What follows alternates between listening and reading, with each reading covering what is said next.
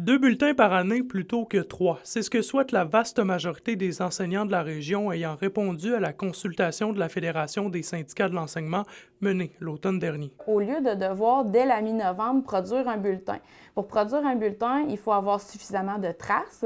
Et là, ça veut dire qu'on commence dès l'année avec des évaluations pour en accumuler suffisamment jusqu'à la fin du mois d'octobre, début novembre.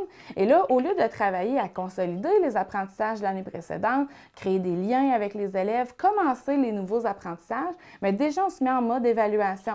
Alors là, on perd toute l'idée de l'enseignement et on fait plus de l'évaluation que de l'enseignement des apprentissages. Le syndicat régional de l'enseignement assure que le retrait d'un bulletin n'aurait pas d'impact sur le cheminement des élèves. Je peux comprendre l'inquiétude du parent qui se dit, mais là, est-ce que je vais savoir seulement, rendu au mois de janvier, que mon enfant, ça va pas bien dans ses apprentissages? La réponse, bien sûr, c'est non.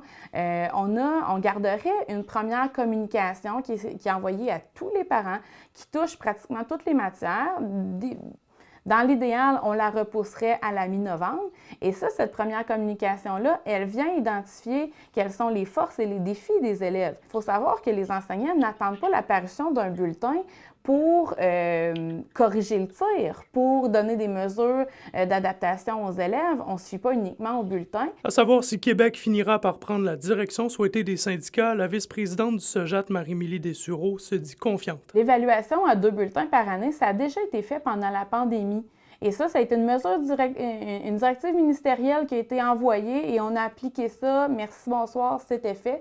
Puis les enseignants se sont rendus compte que, ben mon Dieu, ça va bien. On s'assoit avec les gens au ministère puis on dit, écoutez, alors là, vous savez que vous allez faire un changement qui va faire le bonheur de pratiquement presque tous les enseignants. Est-ce que ça va vraiment devenir une confrontation avec le ministère? Je pense pas. Par écrit, le cabinet du ministre de l'Éducation confirme ne pas envisager de changement quant au nombre de bulletins, mais il se dit au fait des arguments avancés par les syndicats, notamment dans les visites d'école, mais que tous les bulletins scolaires sont importants afin de permettre aux parents un suivi du parcours scolaire de leur enfant. André Audet, TVA Nouvelles, Rouyn-Noranda.